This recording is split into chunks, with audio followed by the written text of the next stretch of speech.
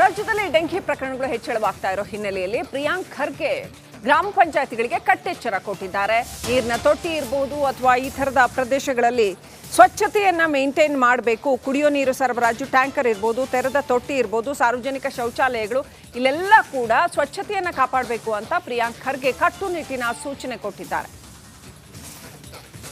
ಸಚಿವ ಪ್ರಿಯಾಂಕ್ ಖರ್ಗೆ ಎಚ್ಚೆತ್ತಿದ್ದಾರೆ. ಈ ಬಗ್ಗೆ ಅಪ್ಡೇಟ್ ಪಡ್ಕೊಳ್ಳೋಣ. ನಮ್ಮ ಪ್ರತಿನಿಧಿ ಬಸವರಾಜ್ ಕನೆಕ್ಟ್ ಆಗಿದ್ದಾರೆ. ಬಸವರಾಜ್, ಏನೆಲ್ಲ ಇನ್ಸ್ಟ್ರಕ್ಷನ್ಸ್ ಕೊಟ್ಟಿದ್ದಾರೆ ಪ್ರಿಯಾಂಕ್ ಖರ್ಗೆ? ಆ ಇನ್ಸ್ಟ್ರಕ್ಷನ್ಸ್ ಪಾಲನೆ ಆಗ್ತಾ ಇದೆಯಾ? ಖಂಡಿತ ಶ್ರೀಲಕ್ಷ್ಮಿ, ಏನು ರಾಜ್ಯದಲ್ಲಿ ಡೆಂಗ್ಯೂ ಪ್ರಕರಣಗಳು ದಿನದಿಂದ ದಿನಕ್ಕೆ ಹೆಚ್ಚಾಗ್ತಾ ಇದಾವೆ. ಅದರಲ್ಲೂ ನಗರ ಪ್ರದೇಶಗಳಲ್ಲಿ ಈ ಒಂದು ಪ್ರಕರಣಗಳ ಸಂಖ್ಯೆ ಜಾಸ್ತಿ ಕಂಡು ಬರ್ತಾ ಹಿನ್ನೆಲೆಯಲ್ಲಿ ಮತ್ತು ರಾಜ್ಯಾದ್ಯಂತ ವಿಪರೀತವಾದಂತ ಮಳೆ ಆಗ್ತಾ ಇದೆ. ಆ ನಿಟ್ಟಿನಲ್ಲಿ ಒಂದಷ್ಟು ನೀರು ನಿಲ್ಲುವಂತ ಕೆಲಸಗಳು ಕೂಡ ಆಗ್ತಾ ಇದಾವೆ. ಹಾಗಾಗಿ ಗ್ರಾಮ ಪಂಚಾಯತಿಯ ಅಧ್ಯಕ್ಷರಿಗೆ ಮತ್ತು ಅಲ್ಲಿರ್ತಕ್ಕಂಥ ಕಾರ್ಯದರ್ಶಿ ಮತ್ತು ಪಿಡಿಒಗಳಿಗೆ ಈಗ ಒಂದಷ್ಟು ಕಟ್ಟೆಚ್ಚರ ಮತ್ತು ಮಾರ್ಗಸೂಚಿಗಳನ್ನ ಗ್ರಾಮೀಣಾಭಿವೃದ್ಧಿ ಸಚಿವ ಮತ್ತು ಪಂಚಾಯತ್ ರಾಜ್ ಸಚಿವರಾದ ಪ್ರಿಯಾಂಕ್ ಖರ್ಗೆ ಅವರು ಒಂದು ಸೂಚನೆಗಳನ್ನ ಕೊಟ್ಟಿದ್ದಾರೆ.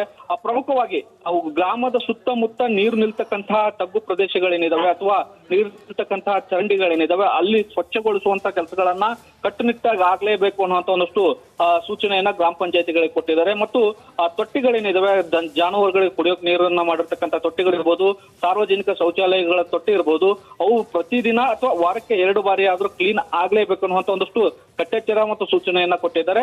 ಇದರ ಜೊತೆಗೆ ಗ್ರಾಮ ಪಂಚಾಯತಿಯಿಂದ ಡೆಂಗ್ಯೂ ವಿಚಾರವಾಗಿ ಅರಿವು ಮೂಡಿಸುವಂತ ಕಾರ್ಯಕ್ರಮಗಳನ್ನ ಹಮ್ಮಿಕೋಬೇಕು ಮತ್ತು ಯಾವುದೇ ಕಾರಣಕ್ಕೂ ಗ್ರಾಮ ಪಂಚಾಯತಿಗಳ ಮಟ್ಟದಲ್ಲಿ ಡೆಂಗ್ಯೂ ಪ್ರಕರಣಗಳು ಹೆಚ್ಚಾಗಿ ಕಂಡು ಬರದಂತೆ ಮುನ್ನೆಚ್ಚರಿಕಾ ಕ್ರಮಗಳನ್ನ ಆಯಾ ಪಂಚಾಯತಿ ವ್ಯಾಪ್ತಿಯಲ್ಲೇ ತೆಗೆದುಕೊಳ್ಬೇಕು ಅನ್ನುವಂತ ಒಂದಷ್ಟು ಸೂಚನೆಯನ್ನು ಕೊಟ್ಟಿದ್ದಾರೆ.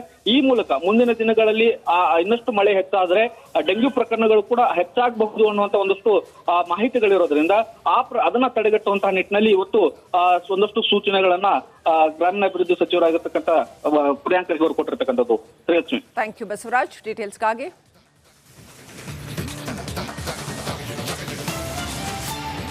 ಬೀದರ್ ಜಿಲ್ಲೆಯಲ್ಲಿ 6 ತಿಂಗಳಲ್ಲಿ 44 ಜನರಿಗೆ ಡೆಂಗಿ ಕಂಡು ಬಂದಿದೆ. 44 ಪ್ರಕರಣಗಳು ಕಂಡು ಬಂದಿದೆ. ಇದರಿಂದಾಗಿ ಬೀದರ್ನಲ್ಲಿ ಜನರಲ್ಲಿ ಆತಂಕ ಶುರುವಾಗಿದೆ.